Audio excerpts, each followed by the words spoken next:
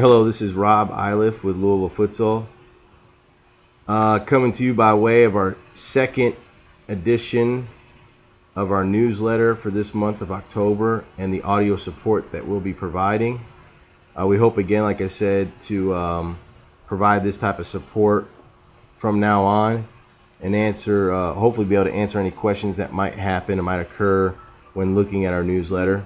Along with specifically pointing out a few things in our newsletter, we're going to actually create this slideshow that is being posted up on YouTube, as you can see, and will feature this time around a particular local club, a local club team, and we'll also feature an individual player here locally. So we're going to try to make a habit of doing something like this from time to time to help complement some of the information that we will be distributing out to the soccer community. But in order to go ahead and specifically focus on the newsletter, please minimize your window that is showing the slideshow right now via YouTube. Regarding our newsletter, you'll see in our newsletter here I have my contact information, both email and my phone number. Email is best to get a hold of me so I can go ahead and answer to you immediately any questions you might have. You'll see that we have our facilities noted here, and we also have our start date for the league season. The start date will be the first weekend of December, December 1st and 2nd. We will not have league games the weekend of December 22nd and 23rd, so we can observe Christmas holiday season. Let me talk about a few of the fees that we've mentioned up to this point. There is a league team fee. We do collect on that here locally.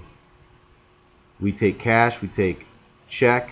We're in the process of trying to figure out if we can take credit card or debit as a payment method. Please stay posted for this information.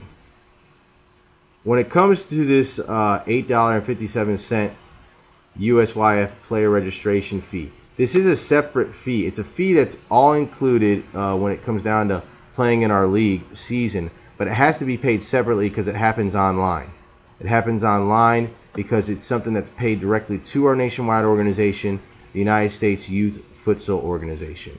They administer it. We enforce it because we're a sanctioned program with U.S. Soccer. All players that are registered with our program are considered U.S. Soccer futsal players, much like outdoor players when you're registered with your state association and you have a player ID number. We just don't issue player cards, but we have the capability of doing that. So that fee is separate just due to the fact that it's a payment that's paid directly to our nationwide organization. So that's done by way of online via PayPal, and it happens when the player is rostered by the team manager and a parent receives an email that asks them to electronically sign a waiver form and then pay on the $8.57. It's pretty easy and user-friendly. When it comes down to this $5 fee that was mentioned, we mentioned it a few weeks ago with our second newsletter sent out. This $5 is something that we spoke about regarding a tournament that we're hosting this year. We are hosting a tournament after our league season that will hopefully attract out-of-town teams. It's going to allow local teams to play in the tournament. We're hoping to assure ourselves local teams that will play in the tournament by recognizing the top 4 teams of each age group to participate in this tournament, and then have out-of-town teams participate. The only way to assure an affordable entry fee for a weekend tournament, along with discounted rates for local league teams, is charging this $5 fee, along with a lot of other attractive features that we hope to have at this particular tournament. It's going to be a full-fledged tournament, much like you would do if you wanted to travel out of town. So we're hoping that we're going to alleviate that concern of out-of-town expenses since we have a tournament here. We're hoping that this tournament will attract a lot of teams throughout the region and hopefully become somewhat of a regional tournament at some point in time. But in any case, The $5 per player fee, that's the fee that we will collect. It will go into a tournament budget, and we will assure affordable tournament entry fees, which that tournament that I'm discussing that will happen after our league season will charge each team $225 to enter. For our local league teams that pay and are good on this $5 per player fee, you'll get a discounted rate of $200. We will not be charging an admission fee at the door, so that also assures that we will eliminate that. But in any case, that's what this fee is all about. We're hoping that people will go ahead and collect on this as they're paying their league team fee and make it all one lump sum payment and pay us. Or you can hopefully be able to go ahead and take care of that $5 per player fee within the first 2 or 3 weeks of the season. If you don't pay it, if you opt out and don't want to pay it, that's fine. You don't pay it. If you decide to play in the tournament at the end of the season or at the after the season, then you just won't be eligible for a discounted rate. So I wanted to make sure I clearly discussed this particular fee, since I was receiving some questions. Aside from this, the primary fees, like I said, that need to have you need to be good on would have to be the league fee of $5.65 and then the $8.57. That has to be paid before the season starts. That one in particular does, because our nationwide organization has to receive that in order for all players to be eligible and covered by an insurance that covers our league program. Aside from that, if you guys have any other questions when looking at this newsletter, email me. I'll answer as quickly as I can. But hopefully you find this information easy to understand. Hopefully it's clearly stated when we'll have our games. But please understand there is subject for change, since we are looking to accommodate as much as we can of teams participating in our league and avoiding conflicts, which is something else I want to mention. When avoiding conflicts, please let us know ahead of time. We will do the best we can, but this year in particular, we are going to have a hard time when receiving late requests of rescheduling games, due to the fact that we are going to be maximizing almost all of our time available between the 4 different sites we have. We are using EP Time Sawyer this year. EP Time Sawyer is going to be a lot more difficult to reschedule games, because what is scheduled is going to be set in stone, and then we have to follow through with the scheduled games that we created. On to the featured stories we'd like to discuss this time around with this particular newsletter. If you want to go ahead and refocus back to the slideshow, hopefully you'll notice here that we have posted a few pictures. The first thing we want to feature is the local club. The local club that we'd like to feature this time around is United 1996 FC.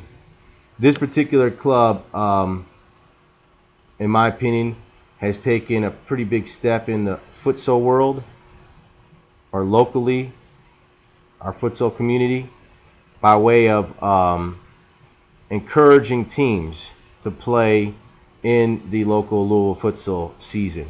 Last year, of the 53 teams, I believe there was about 16 to 18 teams from United 1996 FC, which is a tremendous amount of teams playing in the league. Not to go ahead and ignore the fact that we've had other teams playing in the league, but from a number standpoint, that's a tremendous amount of teams. I feel as though that the game of futsal will help benefit everybody and anybody. From a number standpoint, it would seem like United 1996 FC would actually be benefiting from this type of initiative when it comes to futsal and using it as a part of their program.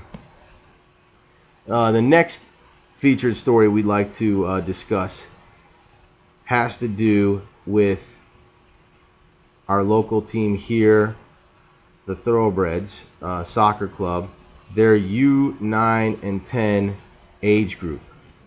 They jumped on board with futsal last season, and they just took the whole idea by storm and ran with it. They participated in a United States Futsal Federation Midwest Region tournament up in Cincinnati back in February. I believe they They took second place in that tournament.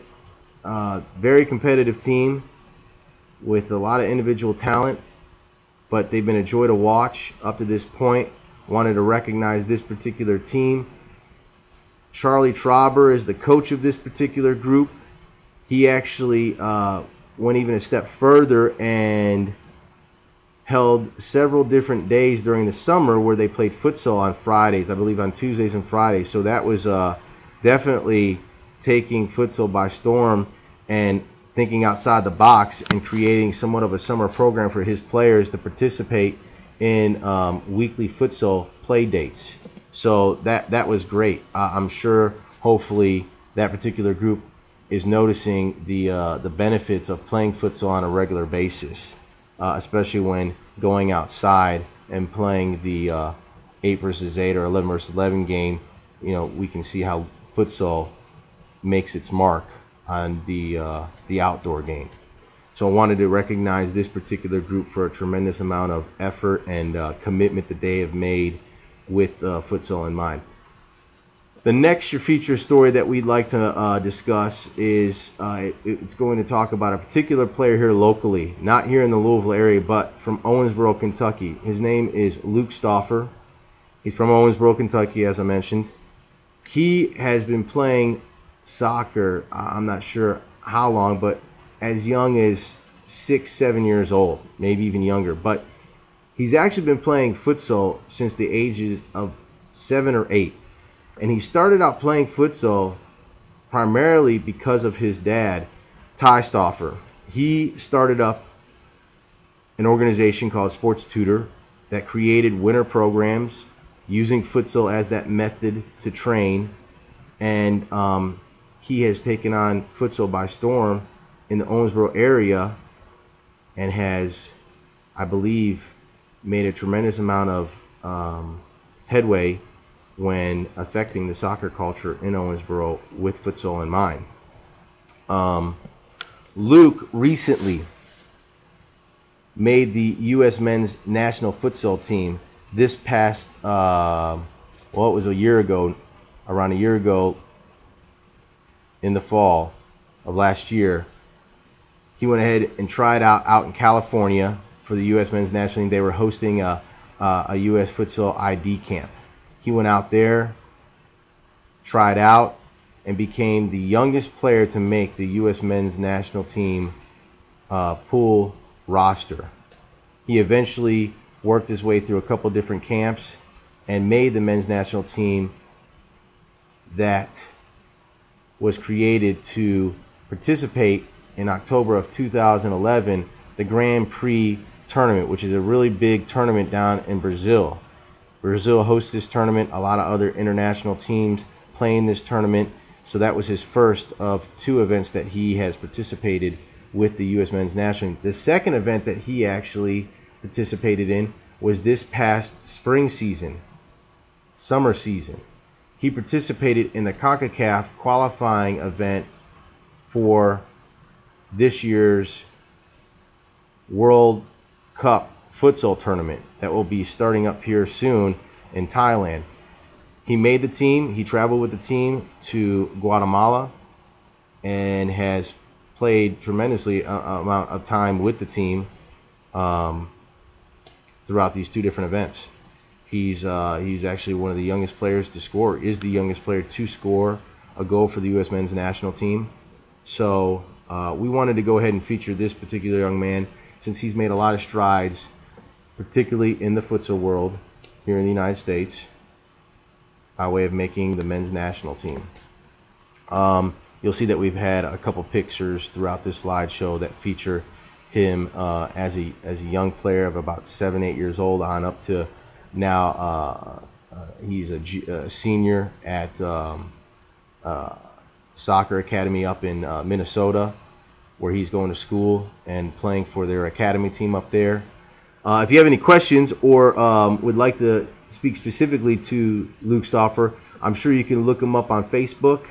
You can actually look up Sports Tutor on Facebook to ask any questions. I'm sure Ty Stauffer, his father, would be more than happy to answer any questions. But we'd like to, congratulate this young man for his accomplishments and congratulate Ty Stauffer for a lot of what he did for Luke at a younger age when introducing futsal, along with several different clubs that have had some influence with Luke in his development throughout the years. He did play for United 1996 here locally. He is from Owensboro, so he did grow up playing in Owensboro for some time, and then obviously he's taken away on a few different avenues that he's navigated through when it comes to his development. You know, he's done a good job of getting on board with the U.S. national team, and then he actually went over to Holland this past summer with some players from United 1996 with a program, an international program that took them to Holland, and then they were able to train with some local youth academy programs over there. And I believe he was looked at and possibly even talked to about revisiting these programs and possibly having some more training opportunities with them in the near future. So hopefully you all found this information to be pretty interesting and entertaining. Again, we hope to be able to do something like this on a regular basis of featuring some local soccer news and updates to complement our newsletter. We appreciate your time today. If you have any questions, like I said, you can go ahead and email me or give me a call about specific things regarding our upcoming league season. Thank you and have a good one. Till next time, have a good one. Bye.